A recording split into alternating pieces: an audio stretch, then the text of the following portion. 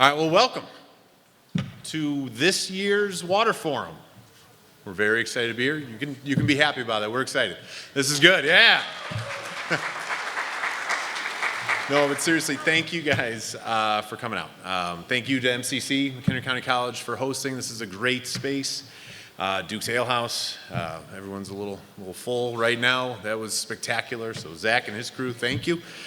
Thank you to Scott. He doesn't want to be the spotlight. Don't care, Scott. I'm your boss. This is good work.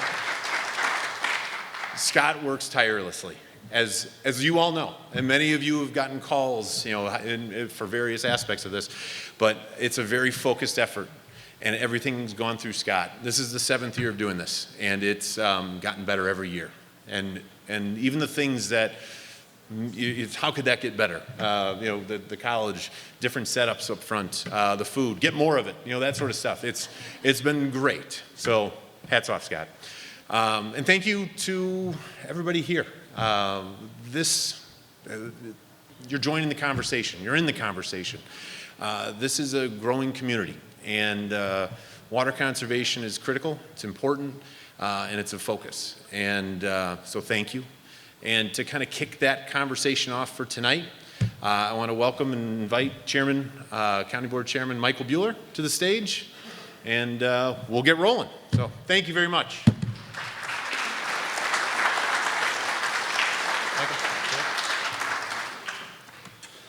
Thank you, Adam, and good evening, everyone. It's nice to come once again before you to the annual McHenry County Water Forum. As always, thank you to our County Water Resources Specialist, Scott Kuykendall, and to the environmental defenders of McHenry County for graciously inviting me to give the opening remarks for tonight. Thank you as well for putting this forum on, as you've done for many years now. It's a unique opportunity for McHenry County and the environmental defenders to invite guest speakers with unparalleled knowledge to raise awareness of the need to use our water resources wisely and to protect it for future generations. Decades ago, as McHenry County continued to experience a prolonged surge in residential development, numerous studies began concluding that the more urbanized portions of the county could end up facing future water shortages without measures to balance development with sustainability. For those of you who are unaware, McHenry County gets all of its water from underground aquifers. We don't tap into Lake Michigan like most or parts of Cook, Lake, DuPage, or Will counties, or the Fox River. This reliance means that we must ensure that these aquifers can recharge and continue to meet the demands that are put on them. The County Board wisely chose to be proactive instead of reactive. It's always easier to prevent a problem before it starts. And in 2005, Mother Nature gave us a good swift kick in our complacency with the worst drought in 75 years. In 2006, the County Board commissioned a groundwater resources management plan, and in 2007, created our first water resources position. 3 years later, in 2009, McHenry County partnered with the U.S. Geological Survey to create a countywide network of monitoring wells to track groundwater levels and water quality. Each year brings us more data to help track long-term trends, to help local and regional governments make smart water decisions. However, water conservation and smart water usage doesn't solely fall on the shoulders of government. For a simple reason, everybody uses water all the time. A water conservation strategy won't work without buy-in from the public and from businesses as well.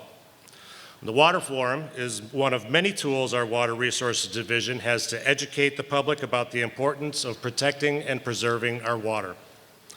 Our Water Resources Division and the Environmental Defenders also partner to host what's called a Talk and Tour series, and McHenry County is far away the only entity taking water conservation seriously.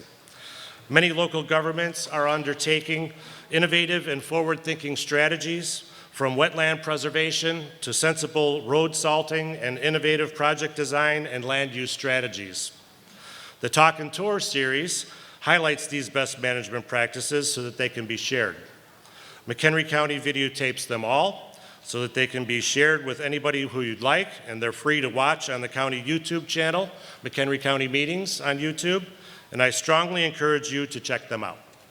Here in McHenry County, we've taken the lead to ensure that abundant and clean water will be available for future generations. And the annual Water Forum is just one of many things that set us far apart and ahead. So thank you all for coming out, and thank you to Scott and the Environmental Defenders for their hard work and partnership, and thank you to all the sponsors who made the Water Forum possible. Thank you.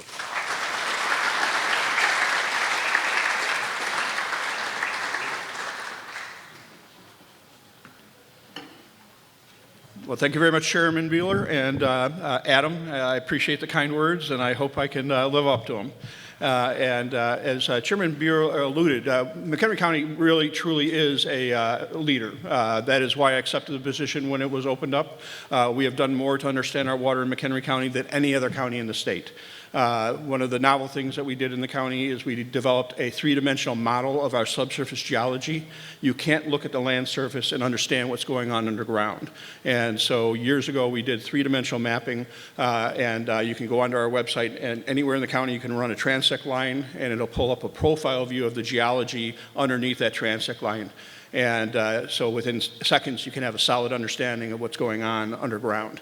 The county of Boone County just approved $300,000 to help invest in developing the same model in Boone County. So in a year or so, we'll have contiguous three-dimensional mapping between the two counties. This really is important. For us to understand our water is actually an economic driver. As water becomes scarcer and scarcer throughout the country, people are going to be looking at what McHenry County has done. And we will be a stronger community because of the investments we have made in water resources.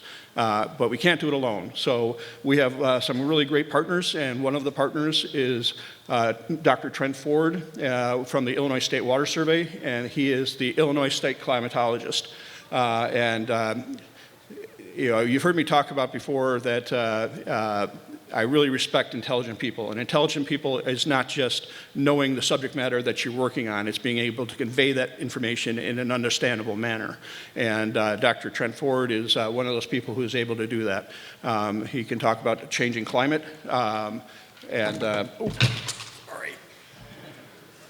may not be the best with IT, but, but neither am I. But any case, we're very fortunate to have somebody like Trent looking out for us. You know, we are facing climatic changes, and for us to be able to understand what's coming requires sound science and the ability to communicate that science to the general public. If you can go ahead and put the presentation up, that'd be appreciated. So are you all live online? Can you hear me in the back all right? Okay. Thank you. Yeah, my apologies on the lanyard. If I broke it, then just bill the University of Illinois. Which is, a security alert. Okay. Yeah, thanks, Scott.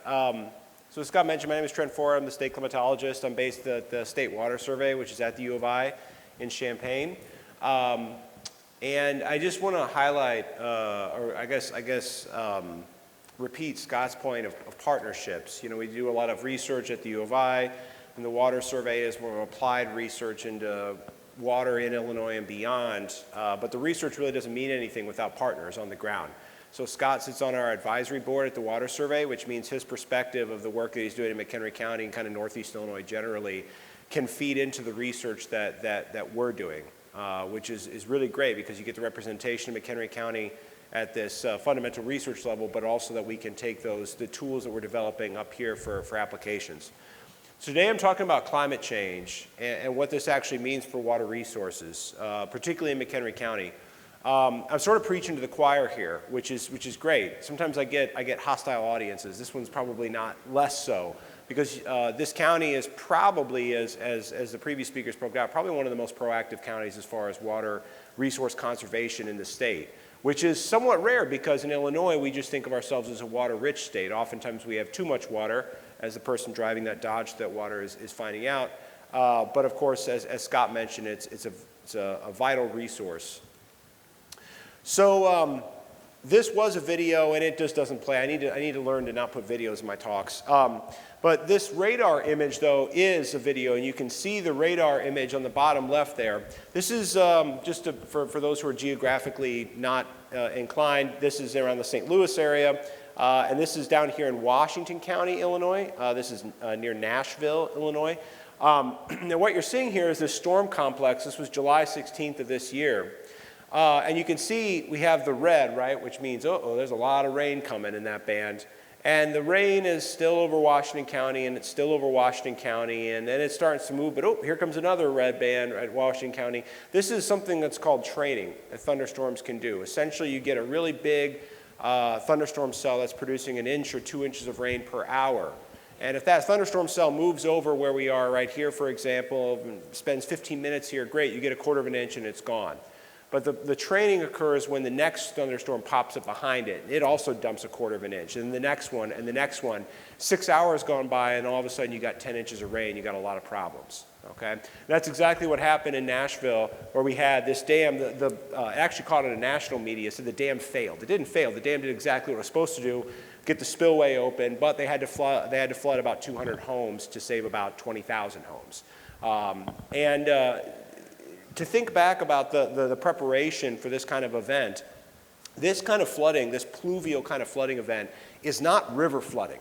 It's not like what we get along the Fox or the Mississippi or the Illinois rivers, where if Quincy's going to flood on the Mississippi River, they could have many days, if not weeks, of notice ahead of time to say we need to sandbag, the river's rising. In this case, the National Weather Service in St. Louis forecasted that there was a chance of heavy rain, but we can't. It's simply not possible to predict exactly where that heavy rain is going to come and how heavy it's going to be more than maybe an hour or two ahead of time. Because right now our models just cannot pick up on if these thunderstorms are going to move across or if they're going to train like what happened in Nashville. And that's exactly what happened here. So this is what we're dealing with more and more across Illinois and across much of the Midwest, is that when we get these kind of storms, these dynamics that set up, these storms are capable of producing a tremendously larger amount of rain than they were 50 or 60 years ago. And so, again, we're not dealing with flooding just within our mapped, let's say, 100-year floodplains, but outside of those areas. Case in point here, here's the design rainfall for northeastern Illinois. Some of you in the audience are much too familiar with this, I'm sure. This goes all the way back to technical paper 40, where the 100-year, 24-hour rainfall was 5.75 inches. I think we get that 5 times a year now. And then we created Bulletin 70 at the Water Survey, where that number for McHenry County was about 7.6 inches with new data. That was back in 1989.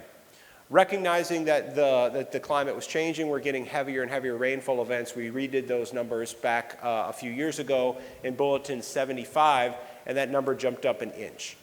And again, I'm sure some of you are probably dealing with ramifications of that. So the design storm now is 8.6 inches.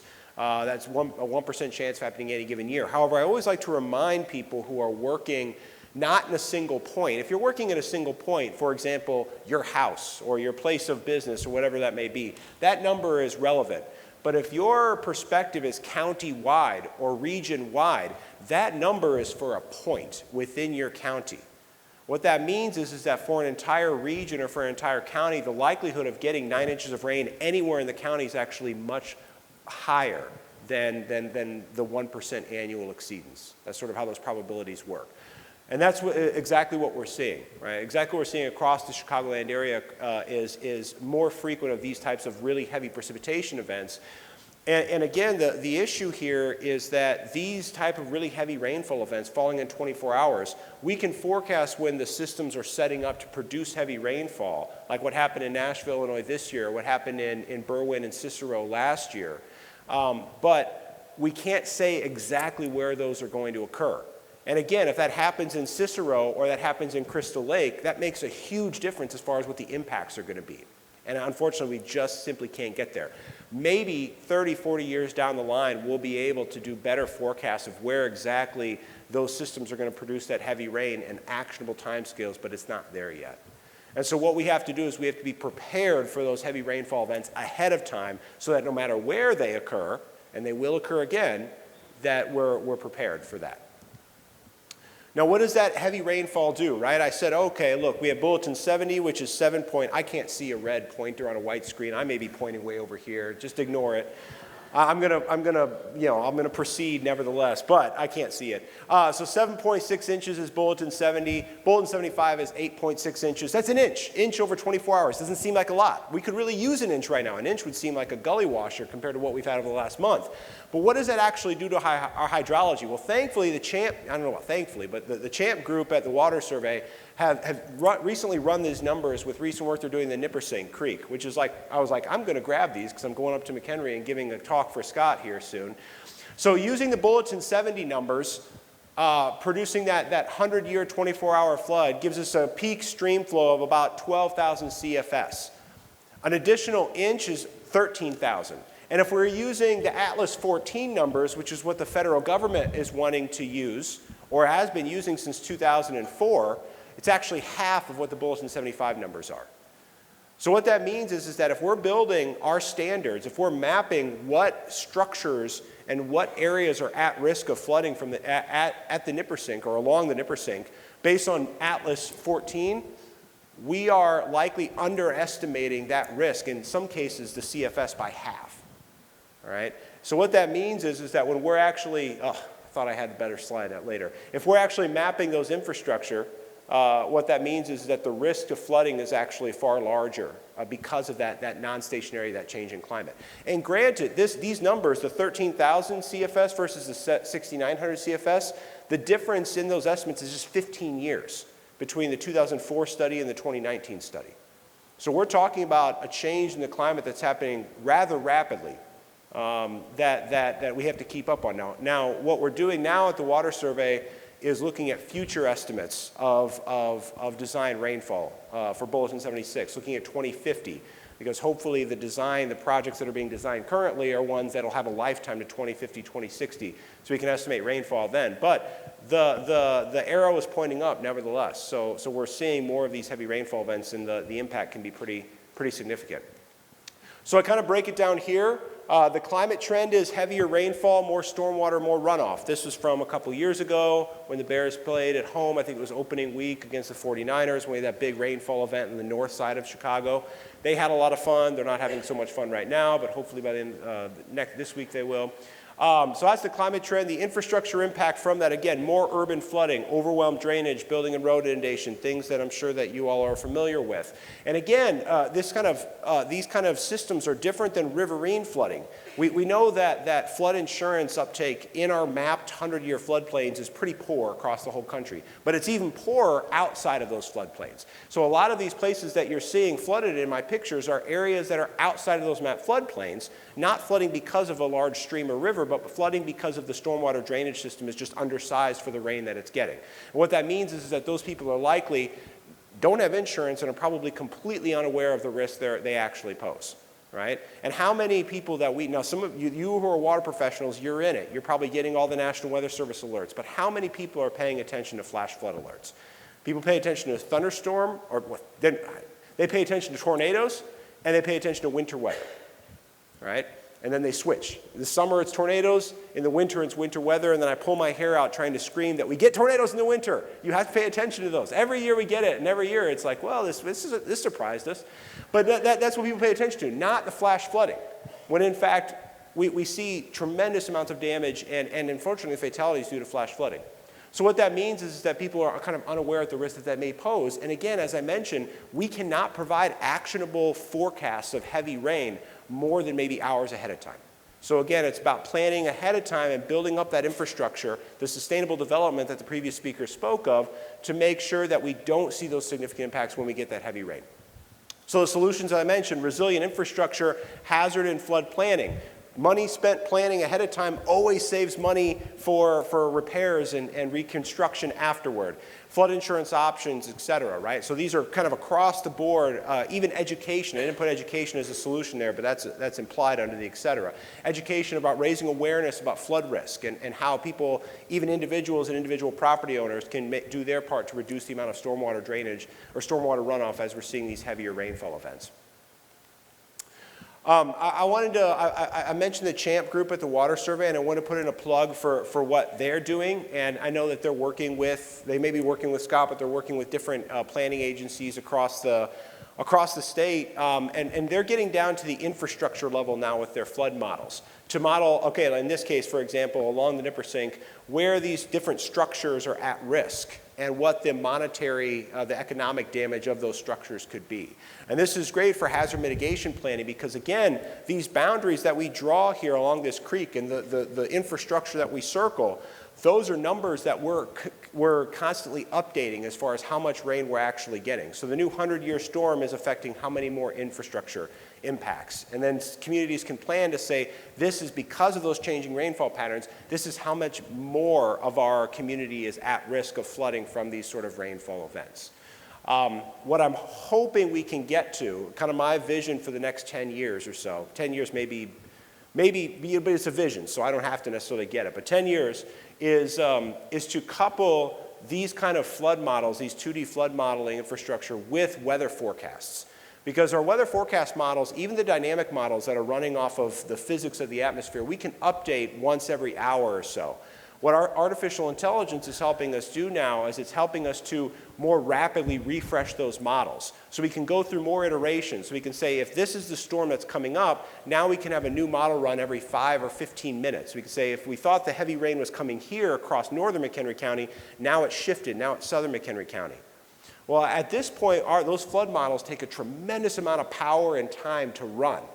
Right? And so, but we can, again, hopefully harness the power of artificial intelligence to make these iterations, these flood models, much more rapid. So we can imagine a time in the future when we have a weather forecast that comes in every 15 minutes, and we automatically, within 5 minutes, have a flood forecast to say, if that rainfall happens here, here's your flood forecast. Here are the properties that are going to be at risk, and we can actually have emergency management respond to that in such a way.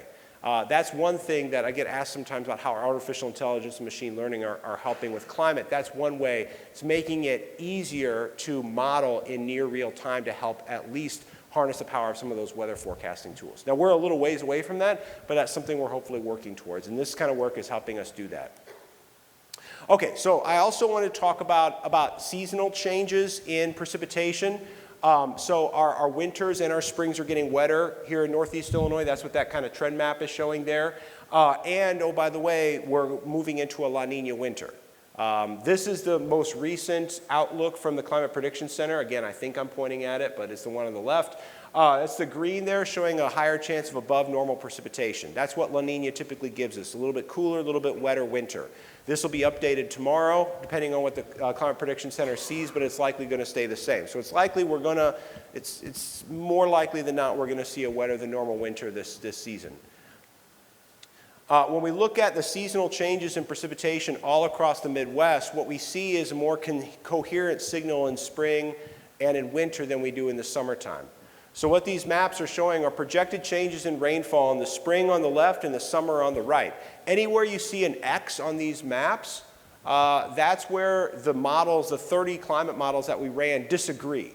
They don't know which way the way it's going. So on the left in the spring, especially by the late century, we see consistent projections of wetter and wetter and wetter springs all across the Midwest. Everywhere is in green, and you don't see any X's on late century. Mid-century, there's just a few X's in Wisconsin. But for the summer, it's really all over the place. Now the coloring here is kind of the mean. If we take all the models and average them out, that's the mean, the ensemble mean of what we're projecting. And sometimes we can lie with numbers. So if I were to just give you these maps without the X's, you would say, uh-oh, summer is getting drier in McHenry County. But in fact, half the models say it's going to get drier, half the models say it's going to get wetter. So we have a lot of model spread, which tells us that we're not picking up the right processes to give us a good answer of what summers in McHenry County look like as far as precipitation is concerned. Our best guess is that we're not going to see significant change that would overwhelm year-to-year variability. as far as the summer is concerned. But for the spring, wetter overall is our trend. So again, what does that do to hydrology and stream flow? Well, we see an increase. What this plot is showing, the stars are about 80% of stream gauges across the Midwest and about 90% in northern Illinois are projected to increase in peak stream flow in the springtime. That's what this plot is showing you here. And this seasonal plot here on the right-hand side is telling us that the majority of those gauges will likely see that peak stream flow in the springtime. So that increase in spring precipitation is increasing the likelihood that we'll see higher peak stream flow on our major streams and rivers across northern Illinois. So dealing with not only the heavier rainfall that's generating pluvial flooding events, but also the higher peak stream flow overall. This is talking about low flow. But the plots, I throw it in every talk, and then I say I shouldn't have thrown that in that talk because it's kind of confusing. But essentially what this is telling us is that low flow is actually projected to not necessarily get lower. So there's a lot more uncertainty about how low flow changes in our streams into the future. But what this is showing is that overall low flow is not projected to get any lower. So the kind of peak stream flow, the wet extremes get wetter. The dry extremes are not necessarily getting drier or projected to get drier. But I did want to talk about drought. Drought, real quick, with the like 5 or 10 minutes I have left, I want to mention about drought. Drought is extremely complicated, as everybody knows. Probably the most complicated hazard that we deal with. And so when we talk about climate change and drought, oftentimes the narrative is that it's just more drought overall. We're getting more drought everywhere. And globally that may be the case, but here in Illinois the picture's a lot more complicated. And so I don't have a nice plot to show you about changes in drought because the variability is kind of all over the place. So instead I kind of break it down on what we understand about drought in different categories of how confident we are in those changes now and into the future. All right, so the green category that it may or may not be pointing at with my laser pointer is showing what areas that we're really confident in. All right, we're really confident that we're seeing more evaporation.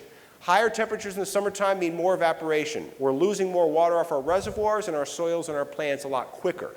We saw that over the last couple of weeks.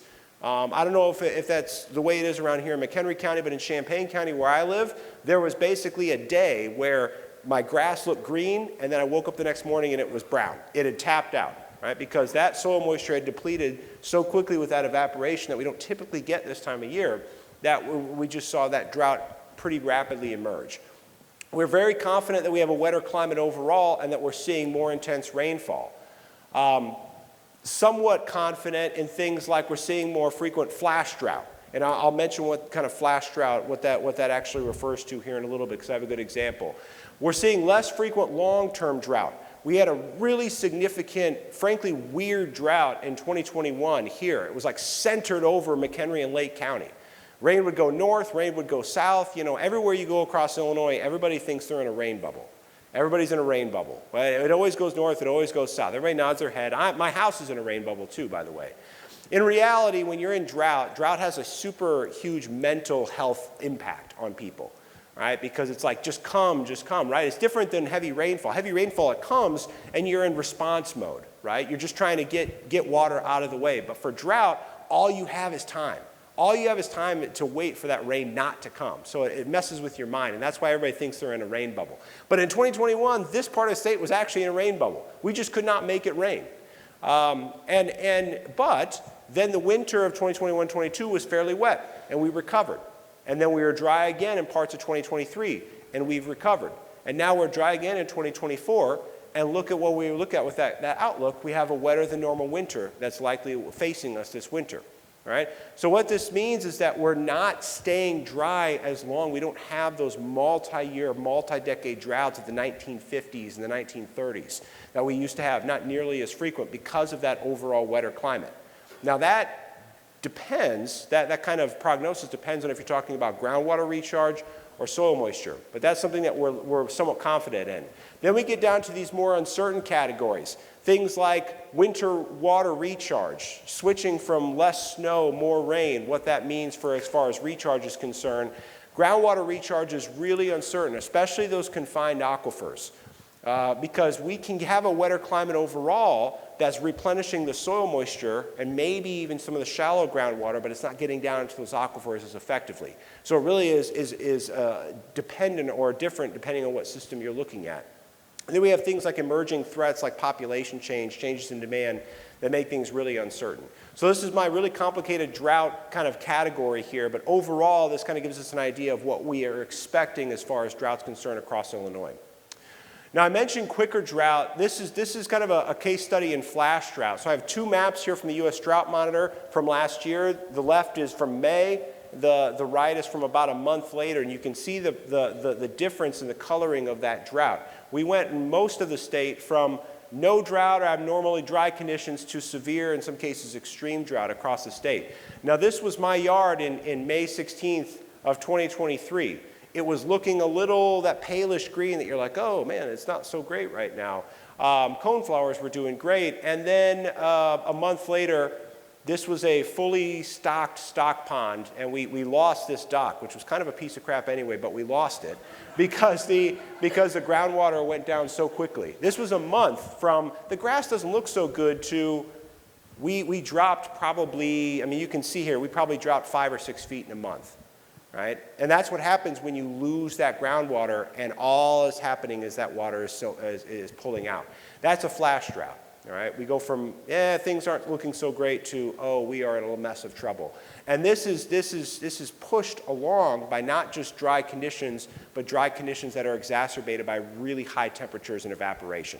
Things can go back really quickly, and that's really what we talk about flash drought. So the prognosis overall, as far as what climate change is doing to drought in this part of the state, well, really the entire state, is again, not as many long-term droughts where we're carrying drought from year into year into year into year, but instead having these conditions escalate much more quickly than we were before. Usually you expect it to affect the agriculture and then the stream flow and then your groundwater, but we're moving from agriculture and ecological drought to hydrological drought a lot more quickly.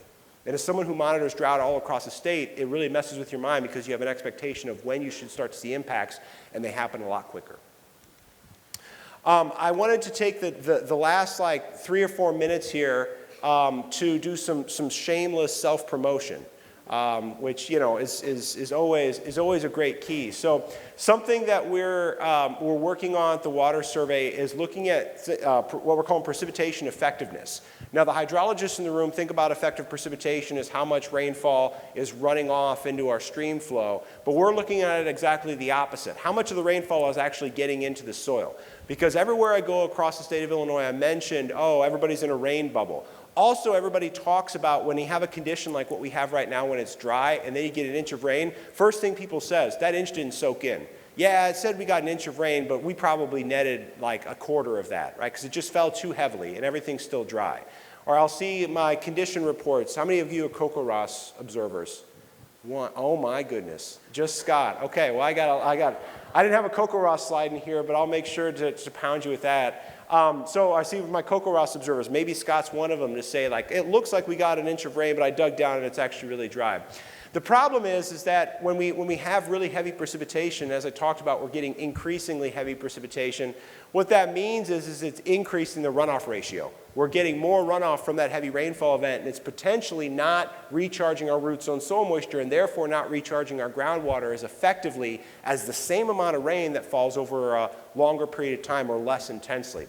So we're putting some numbers to this. This is a plot of rainfall in Champaign over the last like 9 years or so, every single rainfall event.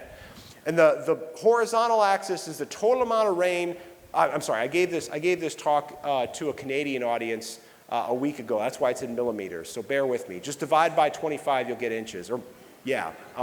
So anyway, this is total precipitation across the horizontal. And then the vertical shows the total amount of soil moisture changed. The coloring of the dot is how the percentage of that rainfall that made it into the soil. And what you can see over the last 10 years in Champaign, every single rainfall event over that 10-year period, the maximum amount of rainfall that actually went into the soil was 50%. Half. And in some of the cases, we're talking about less than 10% of that rain actually made it into the soil. Now, sometimes that happens because the soil's saturated, and we don't care about it then because the soil's saturated. We don't need that rain in there.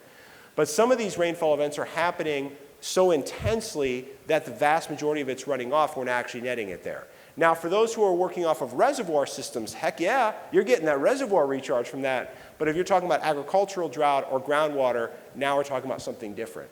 And this is a situation we get into with more rain doesn't necessarily mean more effective groundwater recharge. And that really does mean, of course, as was stated earlier, that makes a huge difference for a place like McHenry County that's basing a lot of their water resources off groundwater. So we're trying to put some better numbers to this using some modeling in what's the Spoon River watershed, which is over by Galesburg. And hopefully we can bring it up to McHenry County as well. We can get the modeling technique right. But we're trying to quantify this across this watershed to say if the models are projecting this much change in rainfall intensity, what does that actually mean for soil moisture recharge? So hopefully that's a project that we can have some really interesting results that I can share with Scott here soon. I'm going to skip this in terms of time just to give Scott some additional time. Lots of computing resources, lots of money being spent at the university, that's all that sort of thing. And then the last thing I want to mention is this upcoming opportunity to better inform planning. So Minnesota has a ton of resources in climate projections. This is their new tool where you can look at by watershed, by county, by conservation district, what the projected changes in temperature and rainfall and evaporation are and everything like that. We're working with the National Supercomputing Group at the U of I to build this tool for Illinois.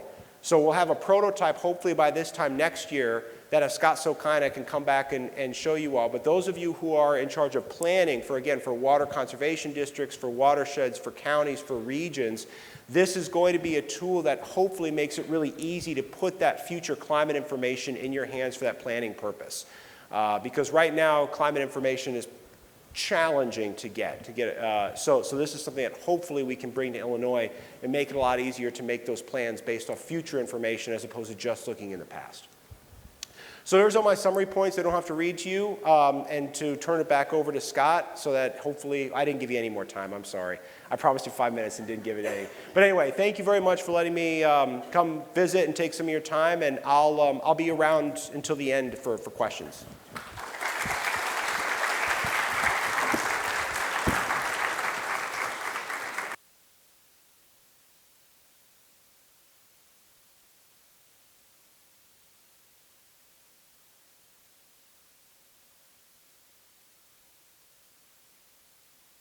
Well, thank you very much, Trent. We'll do Q&A at the end of the program. If you do have one of our agendas, on the back page of the agenda is a place for you to put your questions so that if you have something you really want to ask and you don't want to forget it, you can write it down. But we'll do Q&A at the end. Thank you very much, Trent. Like I said, I don't do this alone. To be honest, my job is listening to people like Trent and then breaking it down to the basics so that I can actually understand it and then sharing that information with everybody else. I regurgitate information. I'm not creating fresh information. So we really need the people doing the research to be sharing our information. And people like Trent and others from the State Geological Survey, State Water Survey, U.S. Geological Survey, they are the ones that are really providing us with this important information. So my name is Scott Caganal. I'm a Water Resources Specialist for McHenry County Department of Planning and Development. I help oversee our county's scientific research into water resources. I help develop public policy to protect our water. I maintain the county's environmental compliance, which we'll be talking about in my presentation, and then do lots of public education and outreach like this. And I really enjoy the public education component of my job. And having everybody coming out to a program like this really makes me feel honored to be a representative and a servant of McHenry County. So thank you very much for all that you guys do and for being such great participants. So we're going to be talking about stormwater and how it relates to water quality, flooding, land use, and ultimately resiliency. So stormwater is precipitation that lands on the ground and that flows overland. When it flows over natural ground, that water is either infiltrating into the soil, recharging our groundwater, and as I think everybody understands now, we're 100% reliant on groundwater for our drinking water. So our stormwater is basically, precipitation and stormwater is our drinking water. And then it's also providing base flow and recharge to our lakes, rivers, streams, and wetlands. In urbanized areas, when stormwater moves across the paved surfaces, the hardscape, it's moving rapidly across our roofs, parking lots, sidewalks, streets. And as that stormwater flows across the paved surfaces, it's picking up any contaminants that it comes in contact with. And that's a really important element to understand.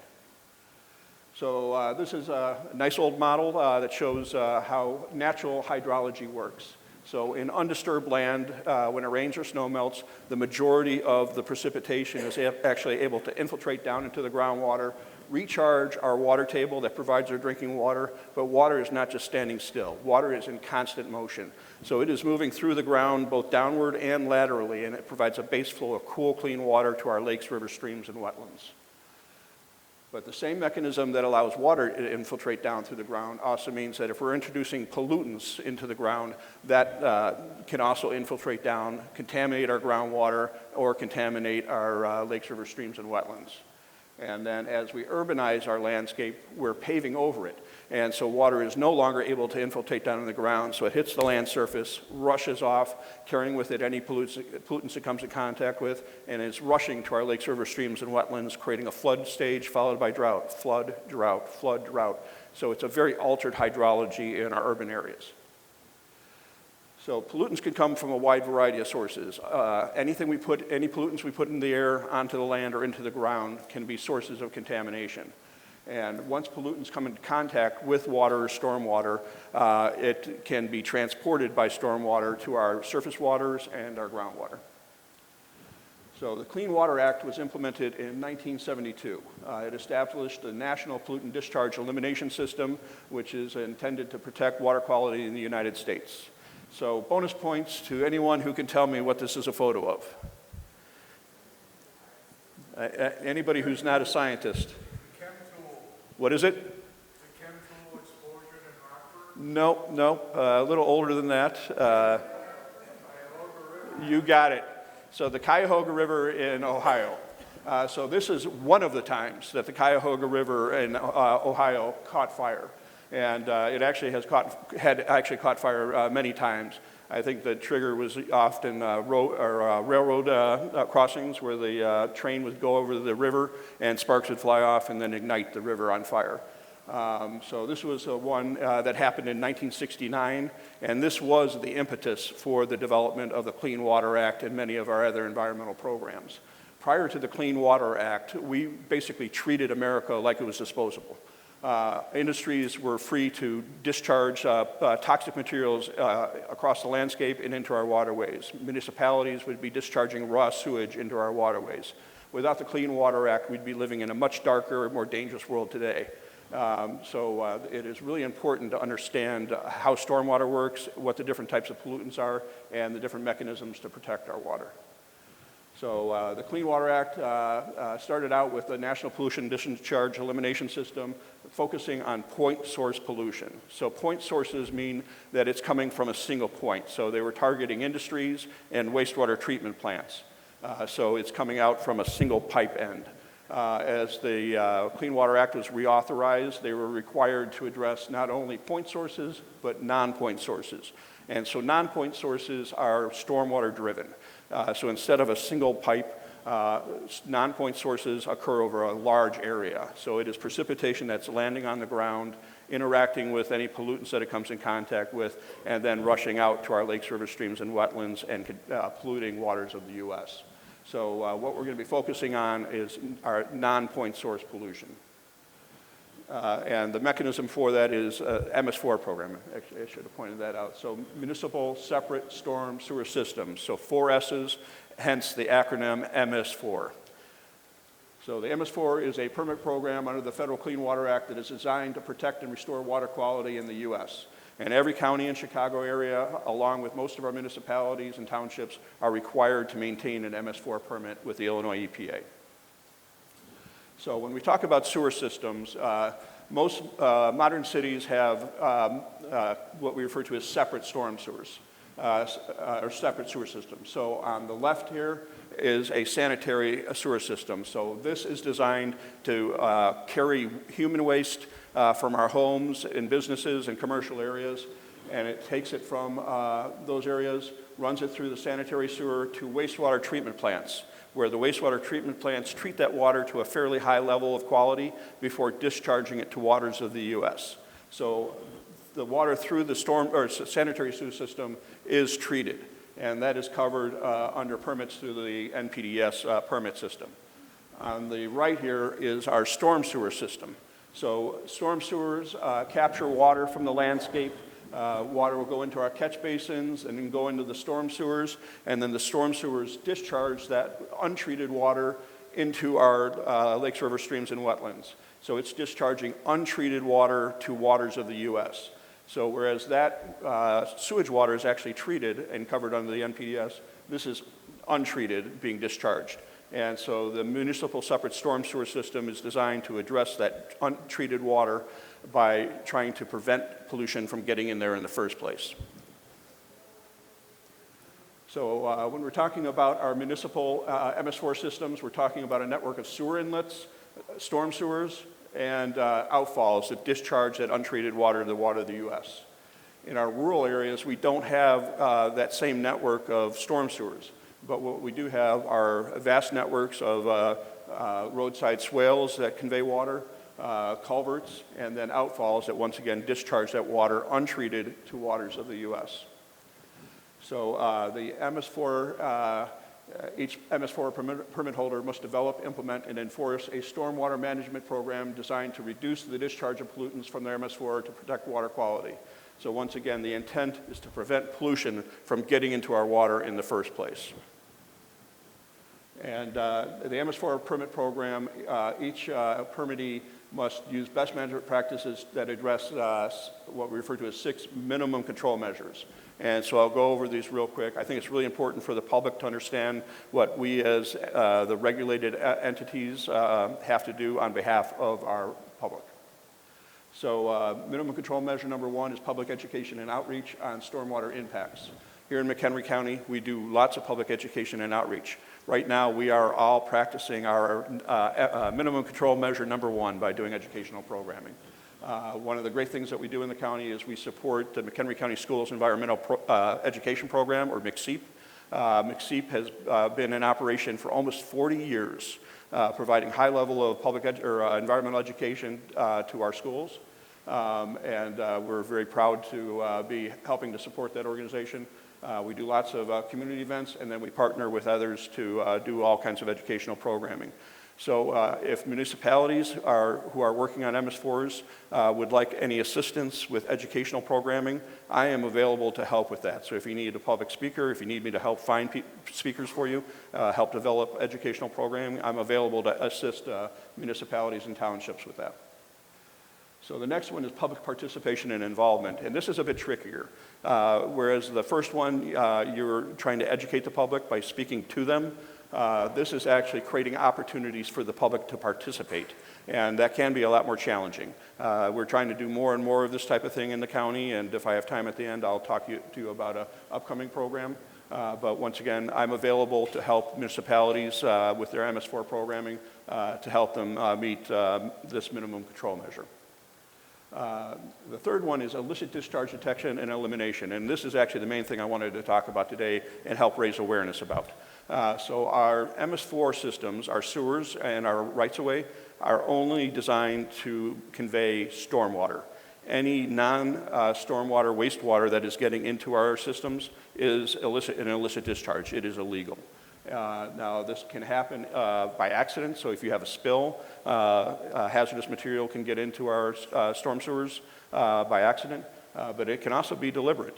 I've talked to several people, and we've caught carpet companies where they use solvents and detergents to clean the carpet, which is great, but at the end of the day, they pull up to a storm sewer and dump all that waste directly in the storm sewer. So once again, that is going directly into waters of the U.S. untreated.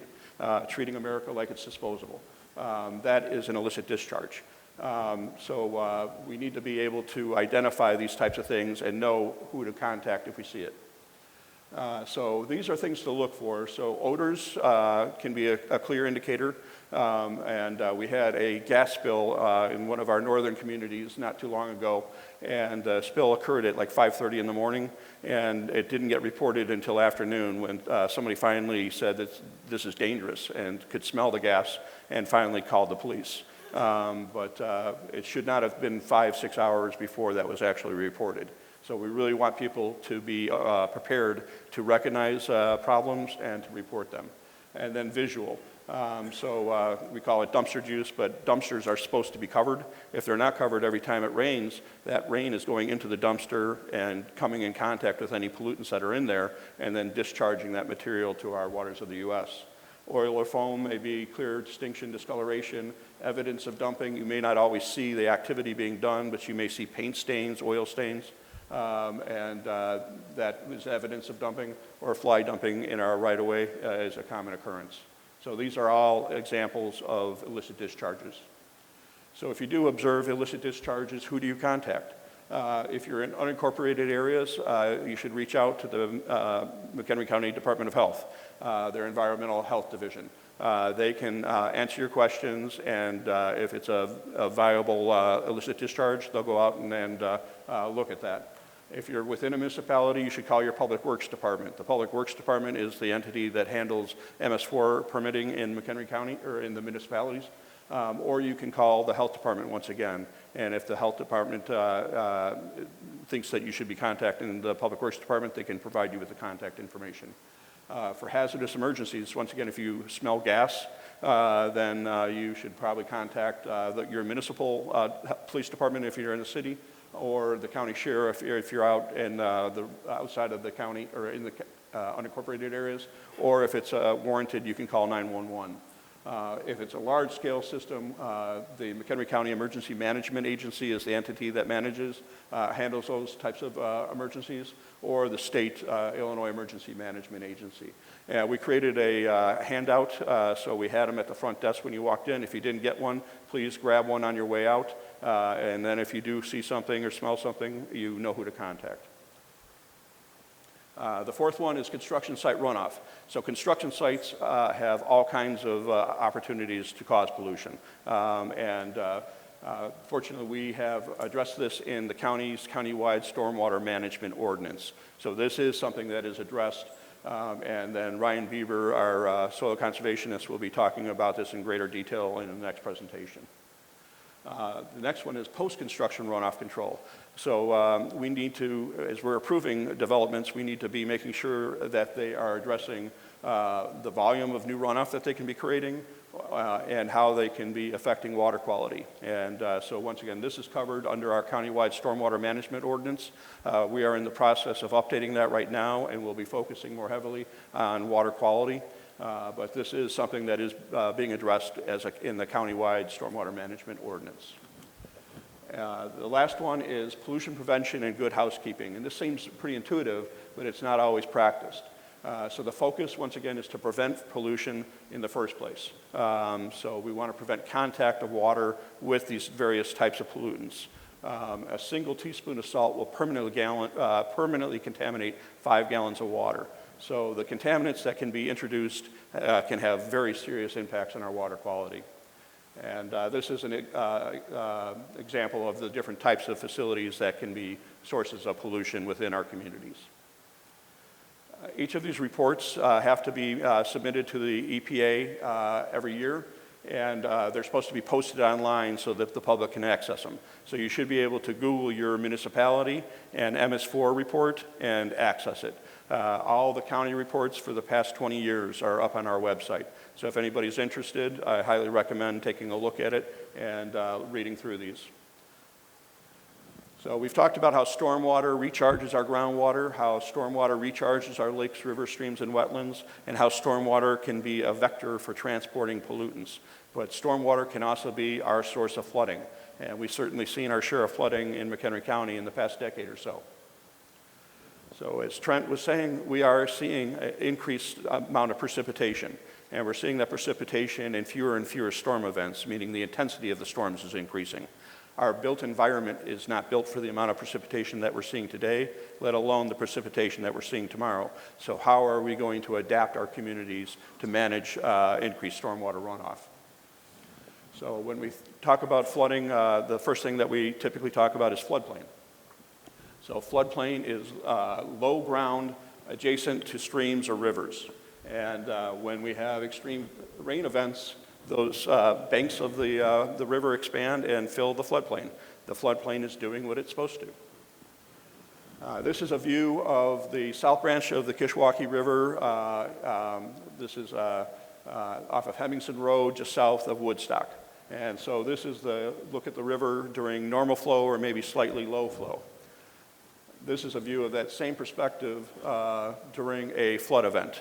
And once again, the floodplain is doing exactly what it's supposed to. It's letting the water expand to its banks. When the water starts to recede, it'll go back down into the channel. But this is a clear example of how floodplains work naturally. We now regulate development in floodplains. And the two things that we regulate are the FEMA floodway, and the floodway are areas that have been identified as having the highest potential for flowing water.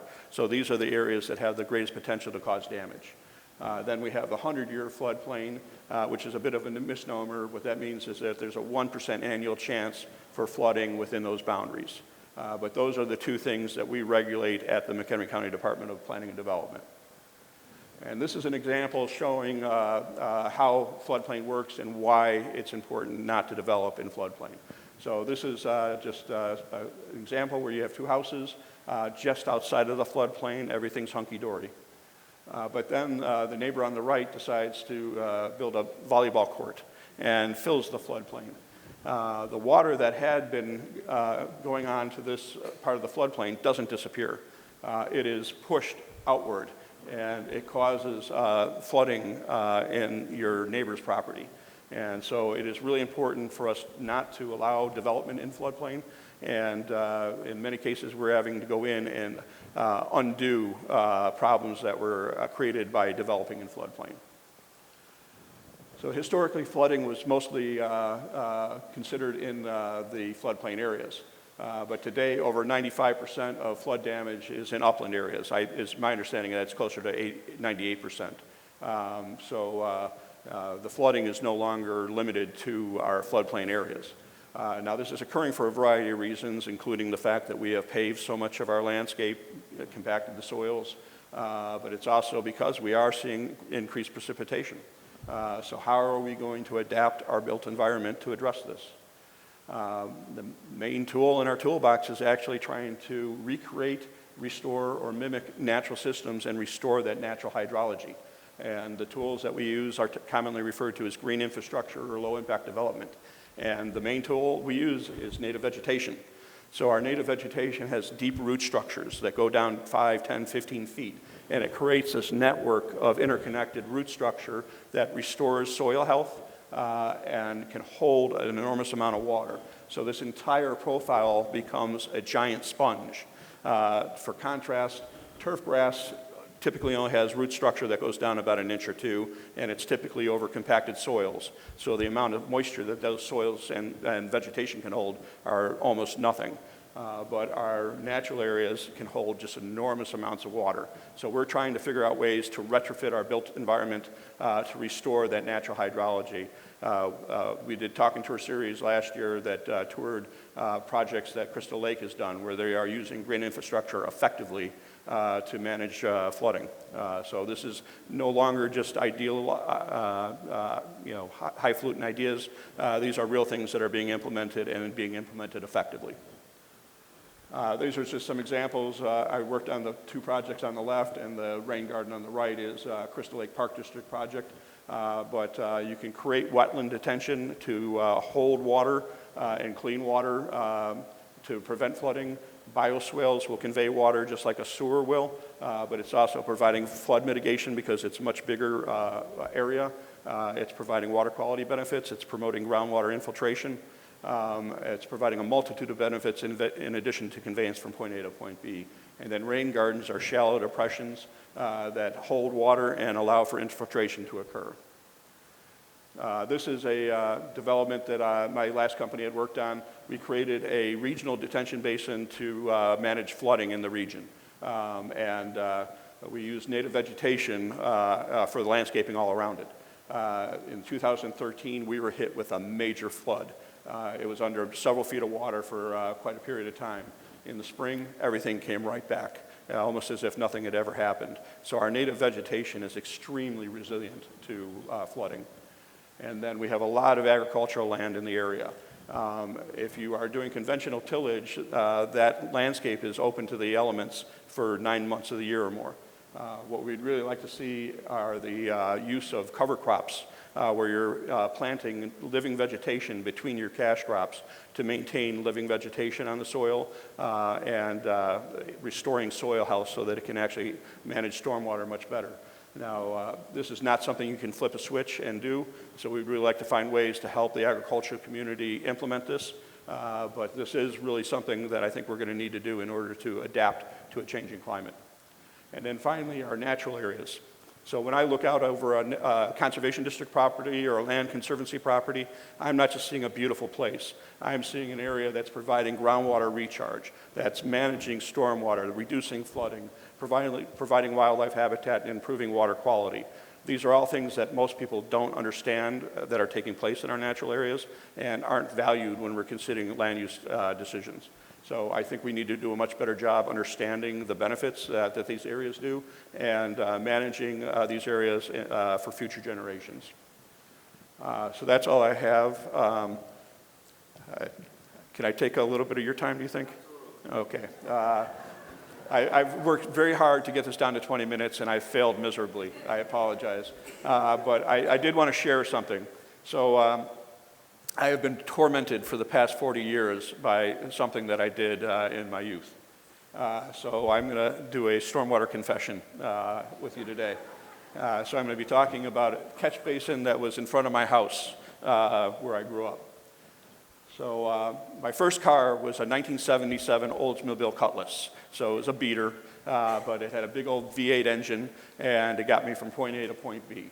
My buddy was a budding mechanic and taught me how to change my oil by pulling my car up so that 2 wheels were on the sidewalk, 2 wheels were on the street, and my oil pan was directly over the storm sewer.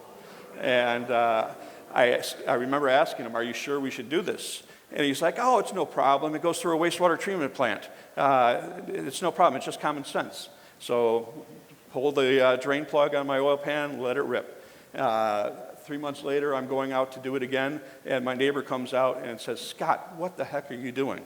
And I have been carrying this guilt for 40 years. I'm being totally serious. This is something that occurs to me all the time. So Saturday, I was going into the city for a play, and I decided to swing by my old neighborhood because I wanted to take a picture of the storm sewer. And so lo and behold, they have now changed the storm sewer so that it is embossed with "Dump No Waste!" exclamation point. Drains to waterways, made in the USA. But if you look closely, you can see concrete, fresh concrete. So I think they knew I was coming. But it is really important for municipalities, if they are installing new infrastructure, to install infrastructure with this label. If they had done this for me, I would have had 40 years less regret in my life. And then if you do have existing infrastructure, you can add labels to them or use spray paint and stencils. These are things that actually can be used for your MS4 permitting. And then I've heard of Eagle Scouts doing this for merit badges. So there's no reason why we shouldn't have these on every storm sewer. But I really wanted to share that with you today, and hopefully I won't carry this guilt for me, with me for the next 40 years.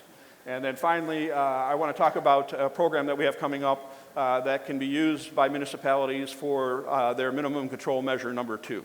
So public involvement and participation. So this is a training program.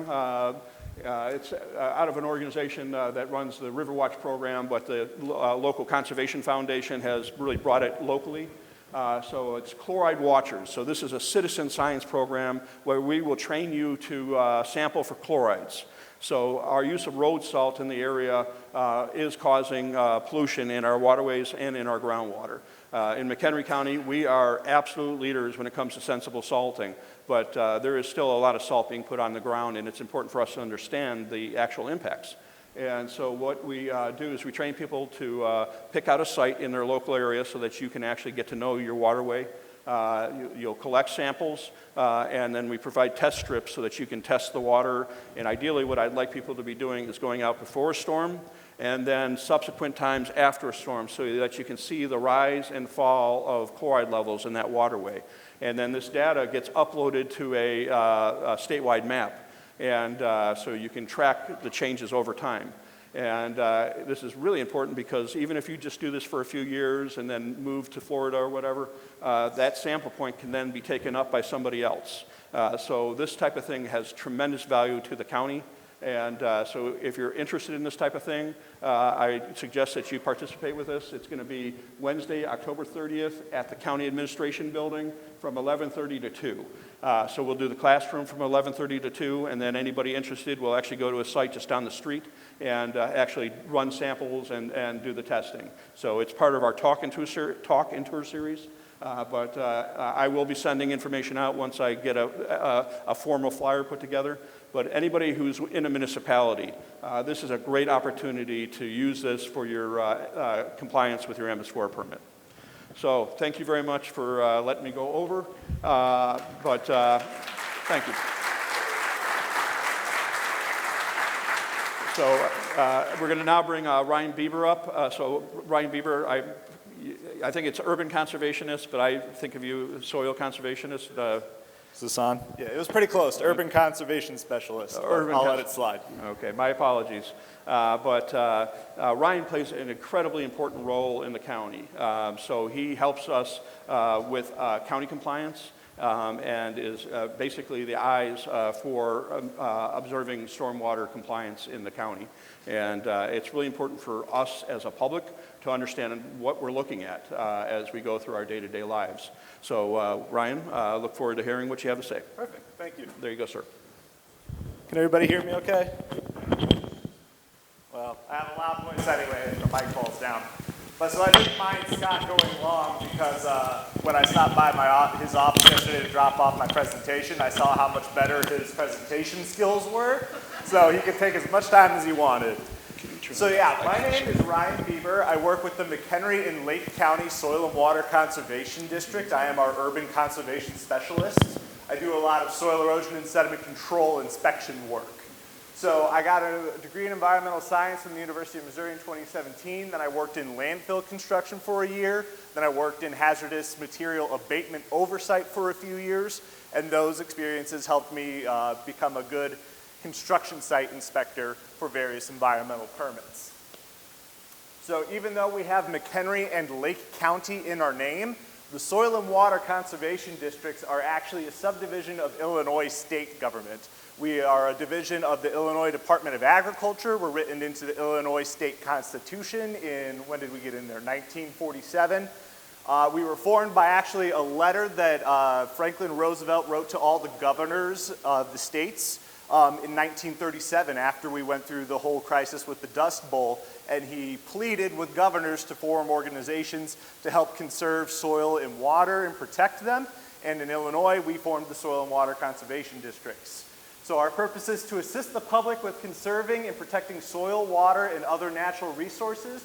The majority of what we do under that guise is cost share programs. So if you guys know producers or are producers yourselves, we like to try and help producers who want to experiment with cover crops for the first time or minimal tillage. We can also help with some grass waterways. We also work a lot with NRCS in their cost share programs because they have a lot more money to dish out for cost share programs.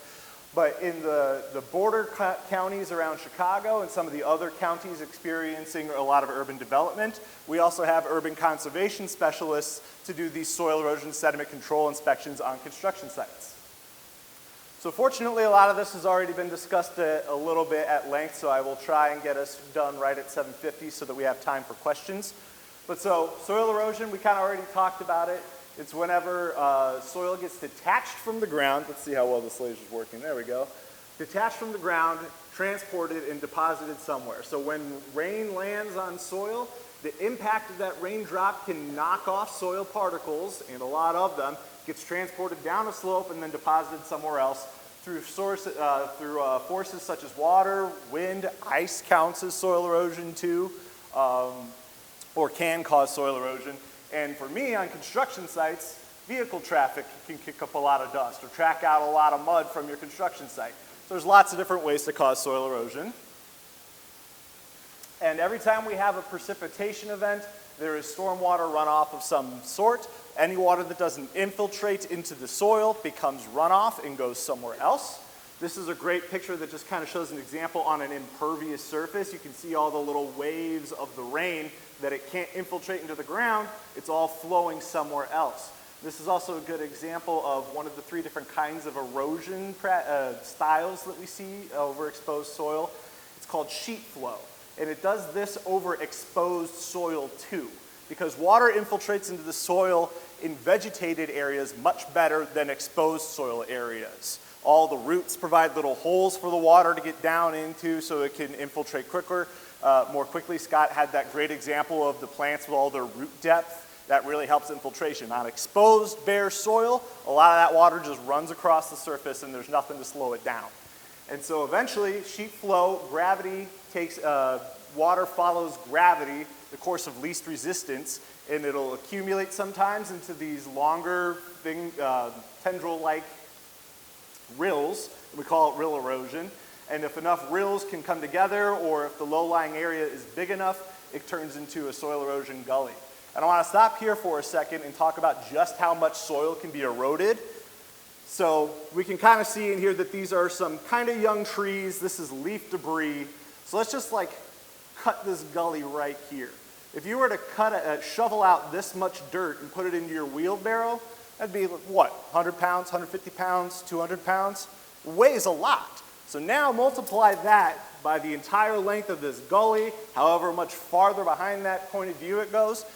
In construction and in stormwater management, we measure soil erosion in tons. Tons of soil get eroded from exposed soil over the course of a year in the various rainfalls events. So it's a lot of soil. And why is it important? Why is it important to do soil erosion sediment control inspections? A lot of these have already been discussed. We have environmental, infrastructure, and regulatory reasons. Sediment getting into water is a form of pollution. It impacts wildlife habitat. We discussed with wetlands and how good they are with groundwater recharge. If you get a bunch of sediment in those wetlands from nearby construction activity, you can really impact that wetland's ability to recharge the groundwater underneath it. Infrastructure, we discussed some MS4s, how all of that water goes out into waters of the U.S. and it's not filtered, it's not cleaned up in any way, so we don't want a whole bunch of sediment from construction activity getting in our MS4 and our storm sewer systems in MS4.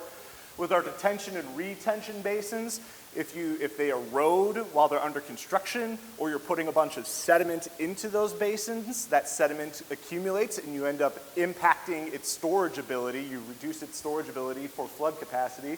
You can get flood damage, property damage if on a construction site there's a bunch of sediment getting off-site onto somebody else's property, if it's causing stormwater runoff to run to somebody's property where it didn't used to before, you can cause property damage.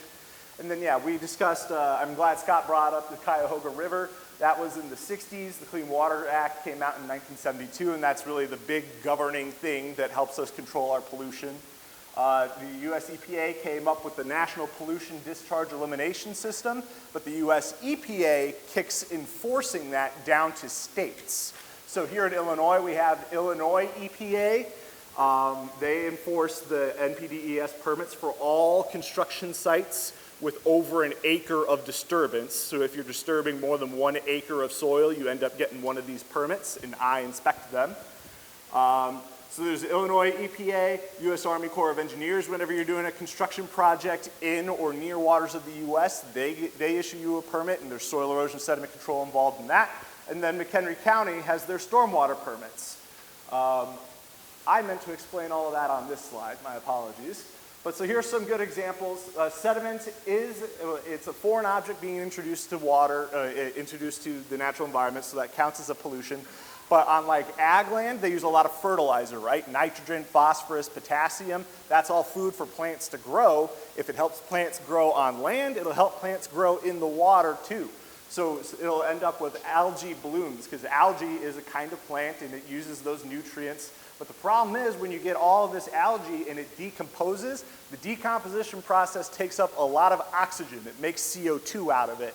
So when you get all this dead algae decomposing, it gets takes up a lot of the oxygen in the water, and now the fish don't have free oxygen to breathe, and you end up with fish kills. And in fact, it's so bad that at the mouth of the Mississippi River, and where it goes out into the Gulf of Mexico, sometimes the conditions are so bad that it's hard for wildlife to survive out there, and we end up with the hypoxic zone, and it's really impacting fishing industries. It's just hard for wildlife to survive when there isn't a lot of oxygen. And so when you see a construction site where it's like, what's the big deal? It's just 5 acres, you know, I'm not disturbing a whole bunch of land. Why do we care so much? Well, look at the Mississippi River Basin. All of the storm water eventually will end up into the waters of the U.S., the different rivers, and it all goes to the Mississippi and out into the Gulf of Mexico. So 5 acres in McHenry, a construction project in McHenry County doesn't matter so much, but expand that over the whole basin and you got millions of projects. So it's important to keep an eye on this stuff. We also had wildlife. Wildlife likes to lay, some fish like to lay their eggs in gravelly and rocky creek and river bottoms. If it fills up with sediment, they can't lay their eggs. Photosynthesis for the plants that we do want in the water. It's hard for that sunlight to get to them so that they can grow. And yeah, our groundwater recharge, we don't want sediment getting in our wetlands because that limits how much water it's kind of like putting a whole bunch of dirt over a sponge. The wetlands are a sponge, they're great at soaking up the water. If you put something over the top of it, you're going to limit how much of that water can get into it. And then we had our infrastructural reasons. We discussed a lot, Scott discussed a lot about our MS4s and our storm sewer systems. So if you're a construction project that connects to a storm sewer system, it's a MS4, that's all going to go out to waters of the U.S. and not filtered, so we have to make sure we filter our inlets. And even if it remains on site and goes to those basins that we discussed, you don't want it filling up with sediment to help limit its stormwater storage capacity. That can contribute to flooding. And we talked a little bit about property damage. This was a nice little example of some property damage. This is a silt fence. So the stormwater runoff was carrying gravel and sediment this way over top silt fence and dumped a bunch of gravel in this guy's yard. He wasn't happy about it. Maybe not exactly property damage, but you understand the principle. And so yeah, all of our regulatory agencies, US EPA was formed, Clean Water Act, Army Corps of Engineers gets involved when you're doing construction projects next to waters of the US. Illinois, US EPA and the NPDES permits get kicked down to Illinois EPA to take care of and enforce. And then there's McHenry County stormwater permits. So they are involved whenever a new a building permit comes into McHenry County Planning and Development, okay? Scott mentioned that there was the stormwater management ordinance for McHenry County, and there's criteria where if your construction project meets enough of this criteria, you also have to get a stormwater permit. And then part of the conditions of your stormwater permit is you have to come see me over at the Soil and Water Conservation District, where I will review your plan, and they have to pay for soil erosion sediment control inspections. I give them a receipt. They show that to McHenry County, and now they can move on with their stormwater permit. Sorry, I got ahead of myself. I just explained that. And then once the permit goes through and the construction starts, I actually go out and do the inspections, take photos, take notes, and send the reports to McHenry County. So my job, review. When an application comes in, I look at something called their SWIP, their Stormwater Pollution Prevention Plan. That's a narrative of the things that they're going to do to try and prevent soil erosion and sediment from getting off site, a list of various practices that they're going to install, stuff like silt fence, stuff like filter bags for dewatering. I'll get into a few of those later. And so then once it's come time for the project to start, I go out and do the inspections, make sure that they installed those things that they said they were going to in their SWIP, make sure it's functioning correctly, see if there's anything that they need to add too, because it's not just did you do everything in that SWIP. The point of the SWIP is to limit the pollution. If there's more things we can be doing, then we have to adjust the SWIP. And then report. I take probably 100 pictures for most sites that I go to. I take about the 20 most pertinent ones, stuff that show the problems, put it on a report, send it to Stoy and Kalev over at McHenry County Planning and Development Water Resources with a list of things that project could do to improve their soil erosion issues. So the main goal is to keep sediment from construction activity out of our bodies of water and out of our storm sewer systems. So things I look for when I'm on construction sites. There's a lot of them. Sometimes it can make your head spin. But fortunately, the Soil and Water Conservation Districts, University of Illinois, and a couple of other entities, we put together something called the Illinois Urban Manual, which is a big website with a whole list of soil erosion sediment control practices that contractors can use on their sites. They're supposed to plan on which ones they're going to put into their SWIP, their Stormwater Pollution Prevention Plan. It has standard drawings and material specifications. So when I go out on construction sites, I have this whole list of things I can be looking for when I go out there. The biggest one is areas of exposed soil. Remember, like we said, I'm running low on time, aren't I? I am. The biggest problem for soil erosion is areas of exposed soil. If we can cover that soil and prevent the erosion from happening in the first place, that's our best solution. But you're in construction. You got to break a few eggs to make an omelet, right? So it matters on what we do after we've disturbed the soil. There's something called temporary stabilization, or covering it. Whenever construction activity stops for 14 or more days, it's supposed to be temporarily stabilized. Some measures include using seeds, temporary seeds, annual plants. There's erosion control blankets, which is kind of like this hay material in a net that you unroll over the soil and you stake it in place. That helps recover. There's different kinds of mulching.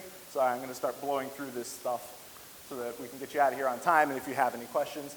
And then if construction activity is finished in an area, it has to be permanently stabilized as soon as possible with whatever your SWIP said it was going to be, whether it's prairie grasses, wetland grasses, landscaping. There's all different kinds of practices.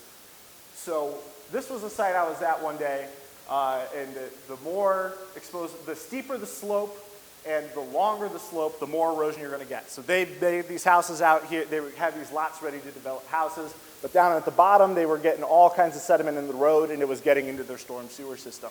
So I told them they had to do something about it, and they chose to go with an option called hydromulching. So this is a truck up here with a tank of, it's kind of paper mulch and polyacrylamides, which is basically just kind of like a glue, but it helps keep the soil in place, and it's not hard on the environment. It's not perfect.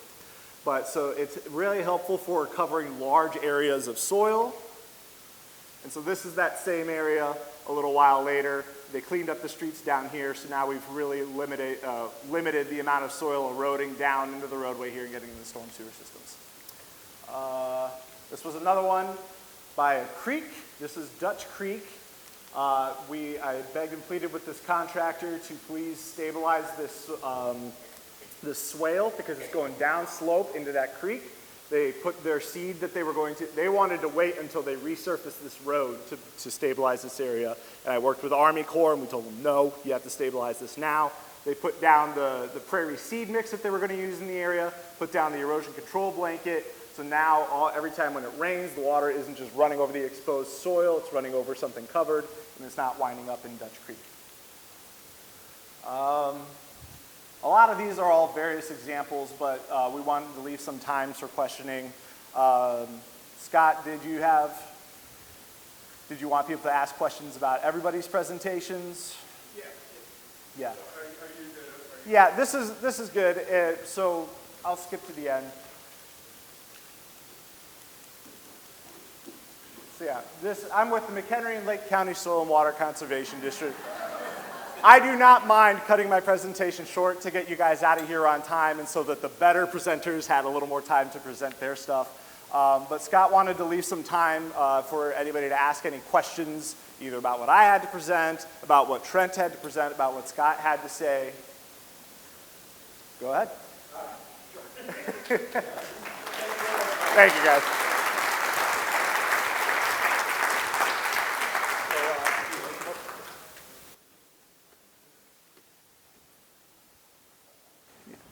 Yeah, don't walk away.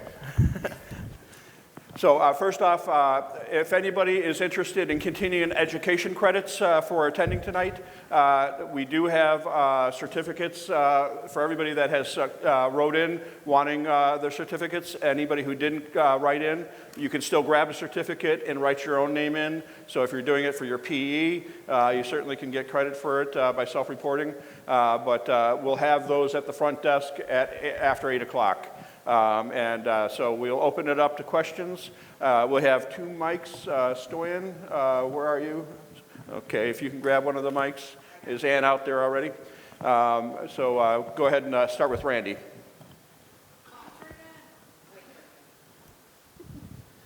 Soil animals like earthworms, ants, moles will create a lot of ways into the soil for water. If you have lots of those, you theoretically could get a lot of water in. Any idea how that would be relative to plant roots, which would be more important? Because sometimes you get people using lots of pesticides and they don't really have much of a soil fauna. Yeah, I'm not familiar enough with that particular question. It's intriguing, but I don't have an answer for you. Anybody want to take a stab at that? So you were talking about someone's using pesticides to get rid of the macro. No. If you have animals in the soil making holes into the soil, that would allow infiltration of water. Yeah. How important is that relative to having plant roots like prairie plants? Plant roots are more important. If you want to step in too, you probably know a little. Well, plant roots would be more, I would say, in the hierarchy of good things for good soil health and infiltration.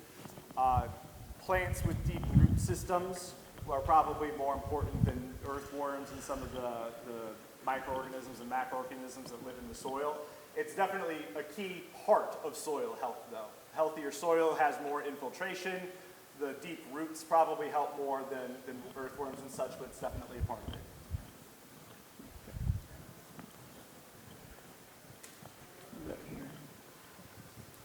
Dean? I appreciate the discussion tonight. It's important to understand this. But the problem is it needs to be integrated throughout the region, throughout the state.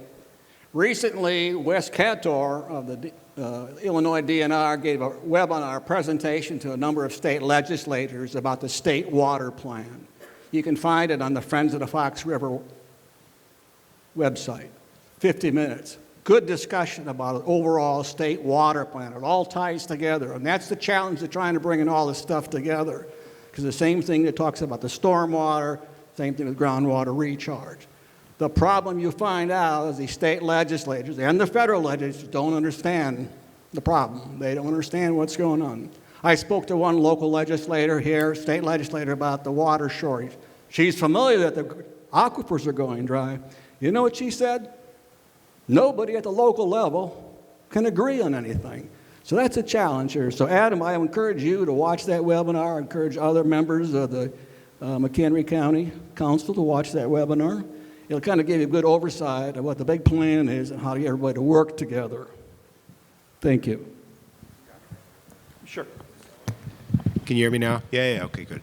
Real quick, so we're part of the State Water Plan Task Force. I just want to add on to that by saying that the State Water Plan is a living document, meaning that we're constantly taking public input on the what is in there. And so I think I fielded 100 whatever I call them, adjustments to and questions from just the climate change chapter alone. So if folks want to read through the state water plan, like, oh, this piece should fit here, you don't say enough about this, there are places for public input on that too. Yeah. Wes points out this task force, including you guys and other agencies, are involved in writing that plan. The challenge now is implementing that plan. So Yep. I appreciate it. And you guys got a lot of work ahead to cut out for you. I Yes. appreciate what you're trying to do. Yeah. This question is from Mr. Bieber. How do you get rid of all the algae blooms, the dead fish, and everything that you showed us that was created in that area? And who's responsible? So unfortunately, I am not a particularly good ecologist. Does anybody else have a good answer for that, or people you can contact to help? Because I know there are companies that have treatments for algae. If you have a pond that has a bunch of algae, there is some treatment that you can put in there. I'm not familiar with that kind of work, or either of you guys up here familiar with that? Well, there are several companies that specialize in lake management. And so if you need immediate corrections, that's probably the way you're going to want to go. But ideally, best management practices. So if you are in an area that has a pond that has mowed turf grass down to the edge, that is providing no filtration at all. So ideally, you would want to have a buffer strip around your pond that will actually filter out a lot of the nutrients, because that's actually what causes the algal blooms is excess nutrients. And so by actually having native vegetation around the edge of the pond, that will reduce the amount of nutrients that can flow into the pond. And when I was doing consulting work, that was always a source of frustration, because all these clients would come to us and say, we've got algae in our pond, what can we do? And they refuse to stop mowing to the edge. And so they end up spending 10 times as much money putting aeration in, because to use aeration to correct algae requires enormous pumps. You really have to have a lot of water movement in order to do that. So the most effective way to do that is not to use phosphorus fertilizer to restore a vegetative buffer around the edge. And that doesn't mean you can't have an opening going to a sand beach or something like that. But you don't need mowed turf all the way to the edge, all the way around the pond. And the other thing that happens is you're inviting massive amounts of geese in. You're creating the ultimate geese habitat by having turf grass up to a water edge. By having native vegetation buffer around the edge of the pond, you're reducing their line of sight, so they feel less comfortable in the water. So they have less poop going into the water, contributing to the nutrients. So the number one thing you can do is actually restore a vegetative buffer around the edge of the pond and not use phosphorus fertilizer.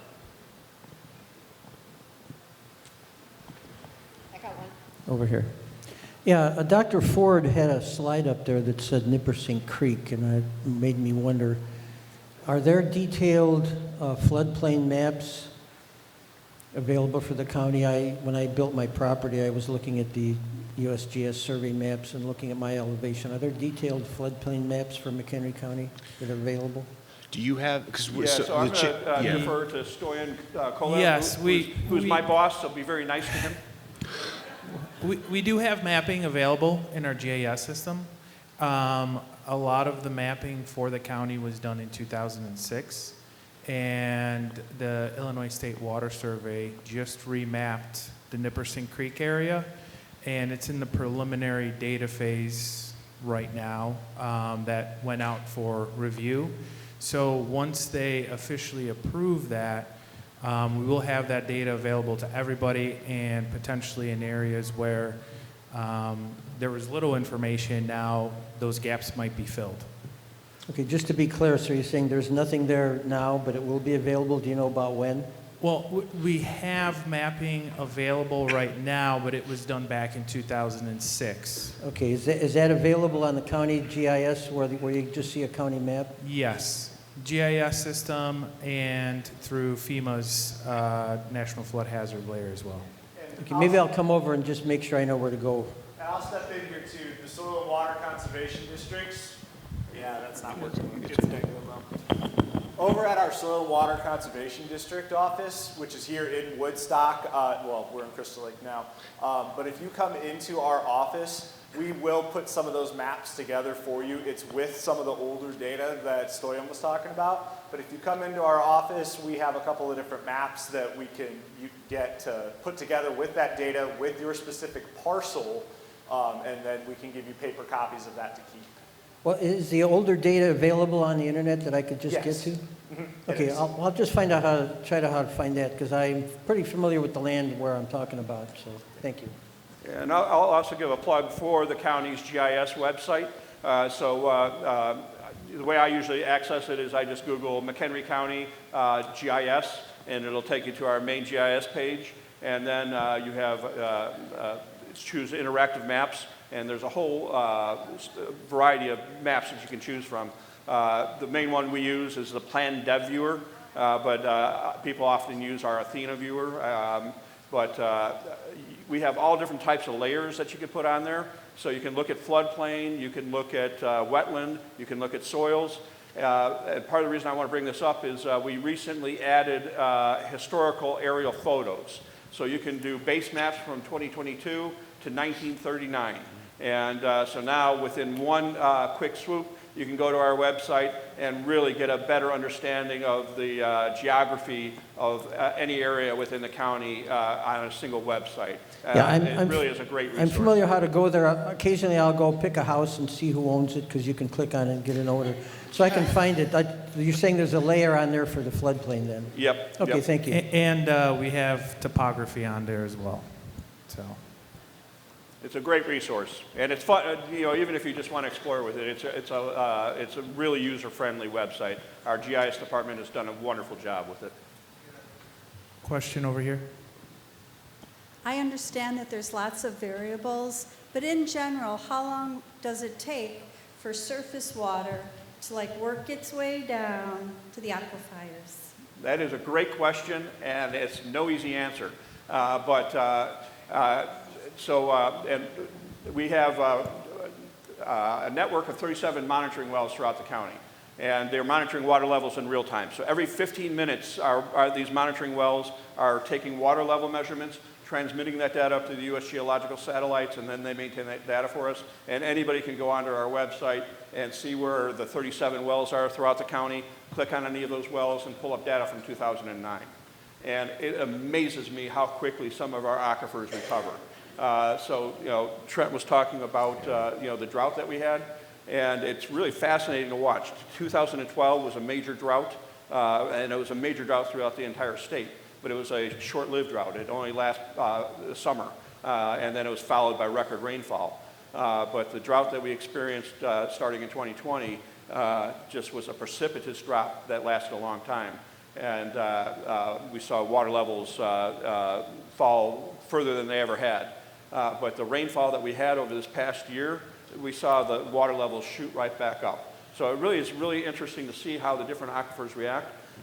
Trent also mentioned confined aquifers. So unconfined aquifers are where sand and gravel is open to the land surface without any type of clay covering. A confined aquifer is underneath clay.